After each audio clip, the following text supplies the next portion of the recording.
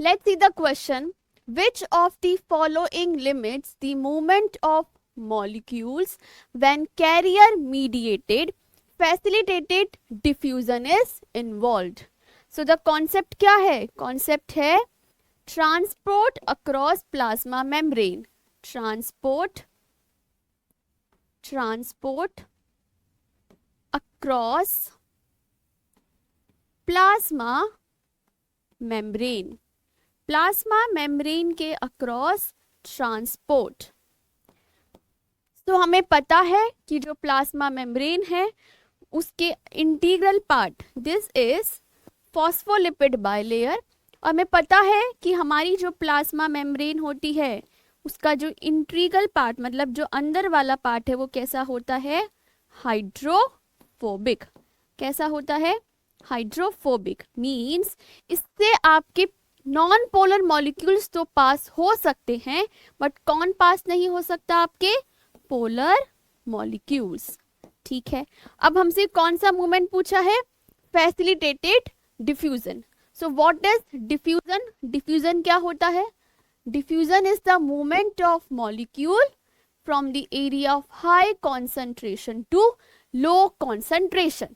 अब हम दो टाइप के डिफ्यूजन पढ़ते हैं, एक हम पढ़ते हैं सिंपल डिफ्यूजन और एक हम पढ़ते हैं फैसिलिटेटेड डिफ्यूजन। तो सिंपल डिफ्यूजन में मूवमेंट किसका होता है? नॉन पोलर मॉलिक्यूल जो क्रॉस कर सकते हैं हमारी प्लाज्मा मेम्ब्रेन को। तो हमें सिंपल डिफ्यूजन में किसी भी तरीके के ट्रांसपोर्ट प्रोटीन मतलब किसी भी तरीके के कैरियर मॉलिक्यूल्स का नीड नहीं होता है। So there is no need of transport protein. But in facilitated diffusion the movement occurs along the concentration means कहाँ से? आपकी हाई से लो।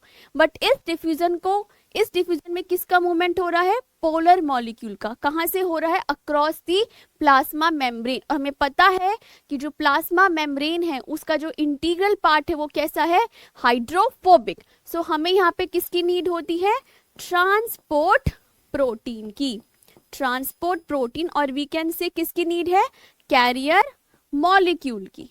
बट फैसिलिटेटेड डिफ्यूजन में जो मूवमेंट है वो आपके अलोंग द कॉन्सेंट्रेशन ग्रेडियंट हो रहा है, तो हमें इस टाइप के डिफ्यूजन में एटीपी की नीड नहीं होती है, क्योंकि जो मूवमेंट है वो आपकी कैसा हो रहा है? Along the concentration means high concentration से लो कॉन्सेंट्रेशन। सो अगर हम ऑप्शन देखें ATP incorrect, sodium potassium pump this is also incorrect, and option D both first and second this is also incorrect. So the correct answer will be availability of carrier molecule. So the answer of this question is option B.